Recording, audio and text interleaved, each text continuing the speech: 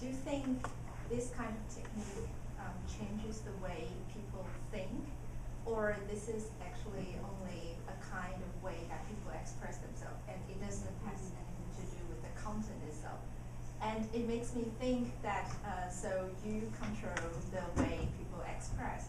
So if you one day you declare that okay, PDFs, they are forbidden, they carry a certain virus, and it no longer exists, then the government certainly cannot publish the files in PDF files.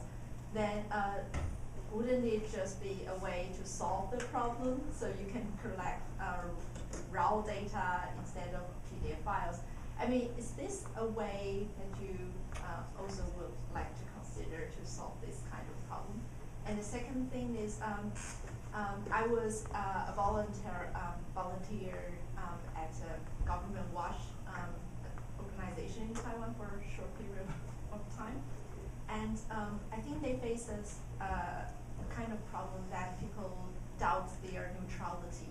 And they think these kind of organizations, they are they have certain connection to a party in one country, and they get some negative comments from the government, for example, and the officials, and they have to keep responding to this kind of criticism, and I think it's a kind of worry for them, and they have to keep proving their neutrality in politics.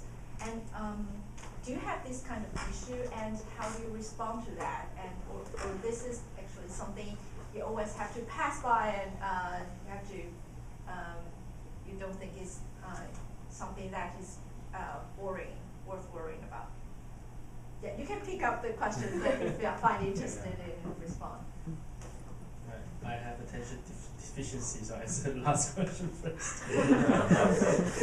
So neutrality, and how do you deny or get rid of the political ties from the media or whoever? For us, it's we have a manifesto about we work on data, and we're not tied to any party, and we do everything in open participation way. So any discussion, chat room, logs, and source code is all available online. And so for people who are challenging, you are like pro particular party, we don't really have to answer, because other people will answer, say, hey, everything is open, you can just do that with your perspective, right? So there's the example for the campaign finance digitization project, because initially they were targeting the ones with the highest revenues. Go with revenue? so which was mostly candidates from a particular party. So people will definitely say, why are you doing that only for those parties? But since all the flow and all this discussion is open, they're not us, but other people just point them to, hey, this is how they decided it. And if you want, you can just follow the instructions, scan it, and put it somewhere, and then people also put it online. It's not really targeting a particular party. So the way, I think, is like the openness in the whole process, like kind of prevents it from happening naturally, and we don't have to spend lots of energy to that. Do you want to edit this thing for organization? It's a bit different, right? Mm. So, that's okay. So, I don't know if I can answer all the questions, but okay. So here's an attempt.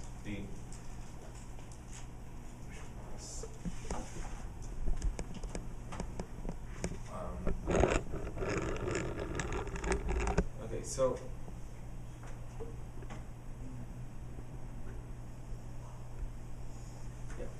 Before I answer those questions, I had, like, for the previous question, an example I would like to share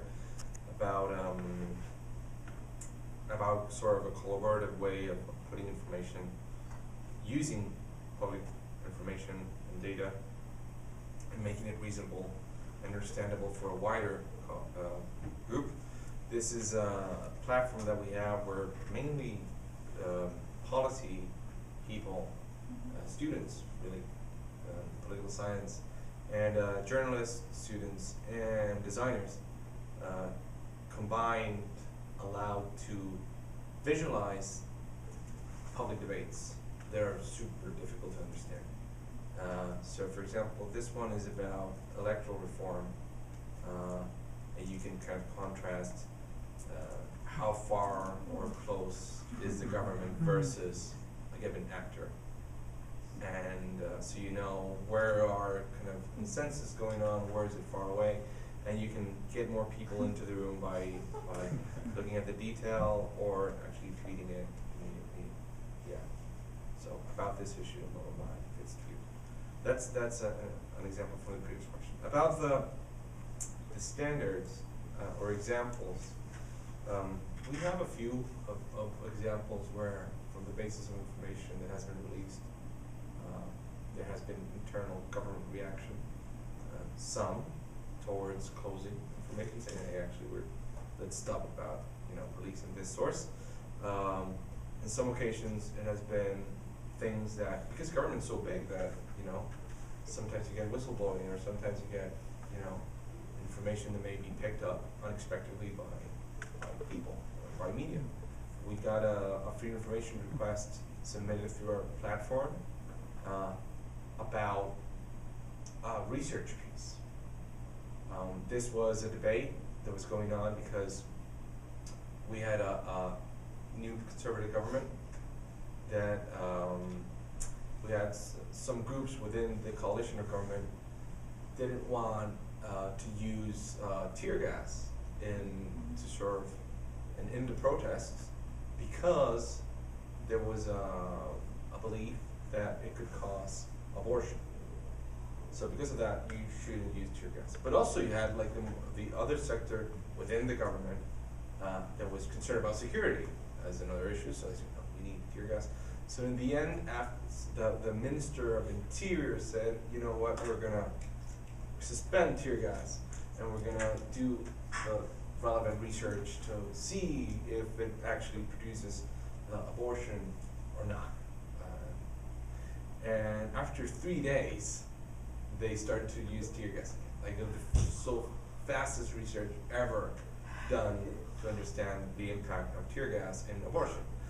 So someone asked through the platform, where did you get this information from? Could you disclose your references and the study?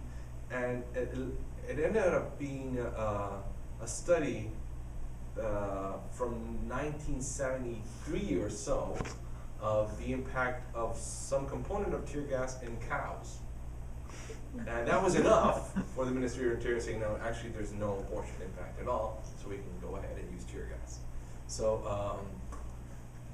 there's an example again of like accessing information and government releasing it without,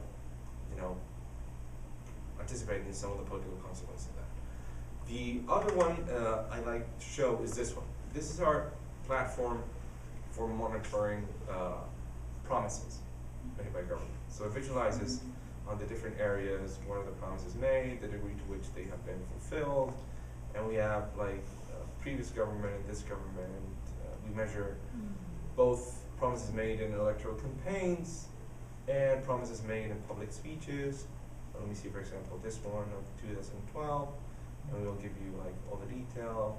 For example, this is the speech, how much he talked about education or energy, priorities, how many words on this, but then you can actually look at the detail of the degree to which in each of these areas a promise was fulfilled or not.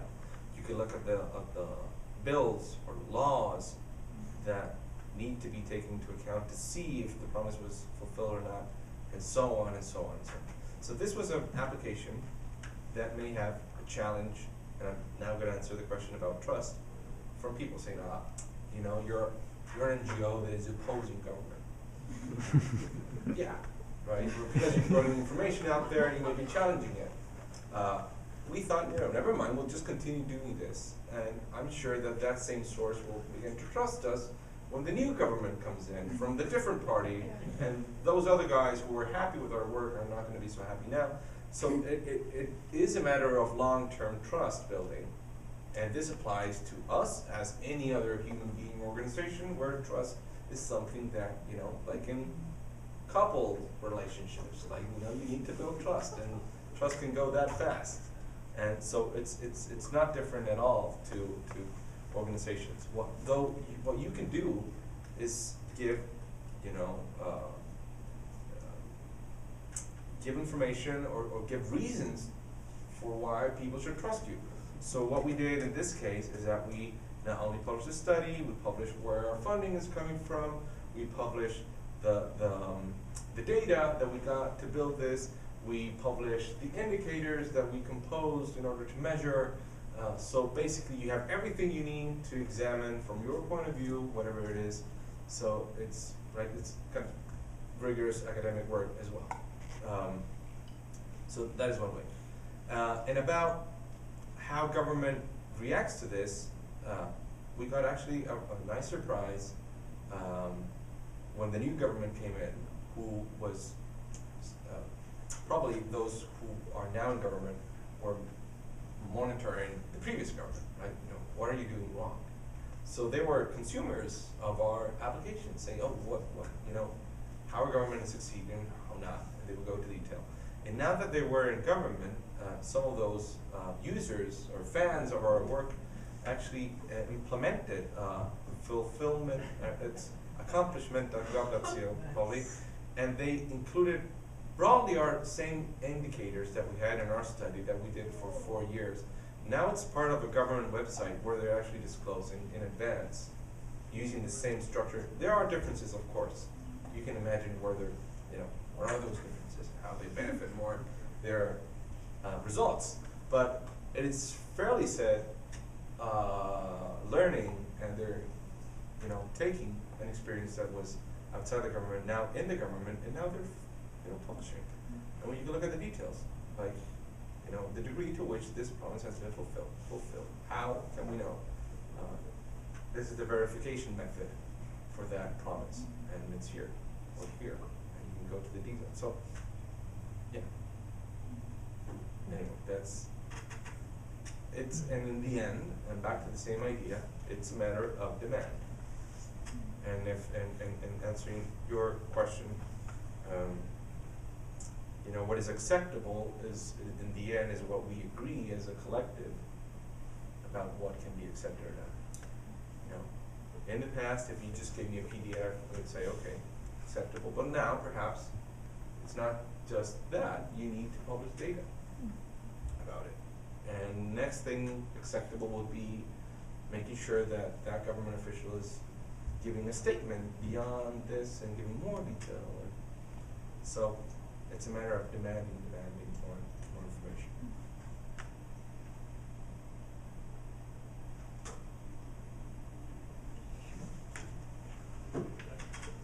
We have some questions about have we seen much government commitment around the world for actually doing not just one star on data? I guess the UK and US government probably has the strongest commitment for doing so. The US has the data law for the Data Act to have all federal agencies to release budget and execution data in open format. So that's kind of a real commitment, and the UK is having a government digital service to redesign, rebuild their government web services, and then in the meantime they're committed to provide data in open format and open license. So I think that's probably the strongest commitment we've seen.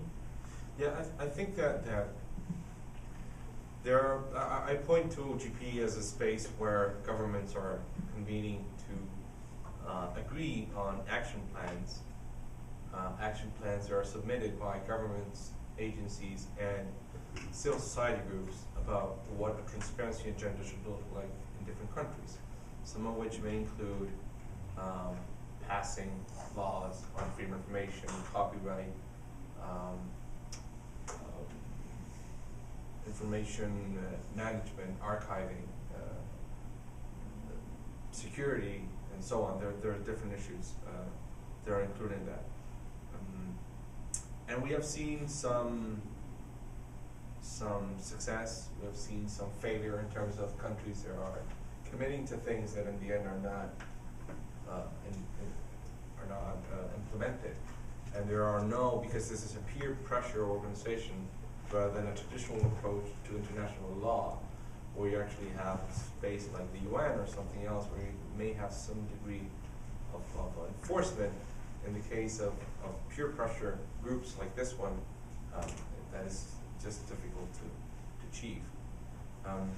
But just like a final thought on this is that in no means, or by no means, do I think this is kind of a linear road where we are going to be putting more flags of transparency, and then we're standards a bit more, and then we're just going to get better, and then, right?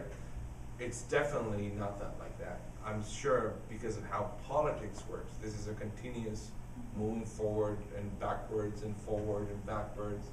It's more like Tom and Jerry thing of chasing each other, because that's just how politics works.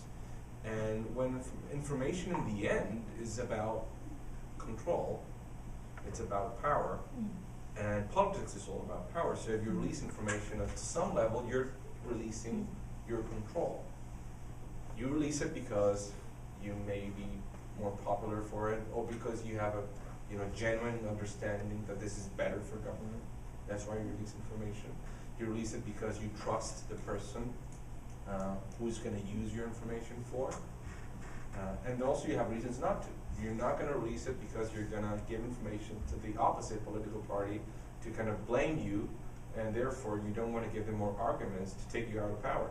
You're not going to release information because you don't trust the other source of information. There may be a problem for national security. There are many, many, many reasons why not to. And this is going to be a continuous iteration between yes, release, and no, not disclose.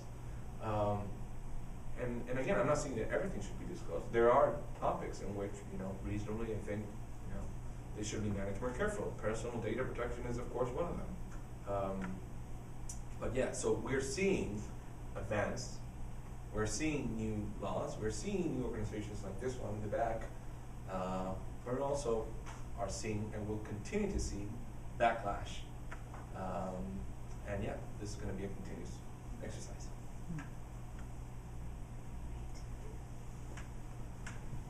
Okay.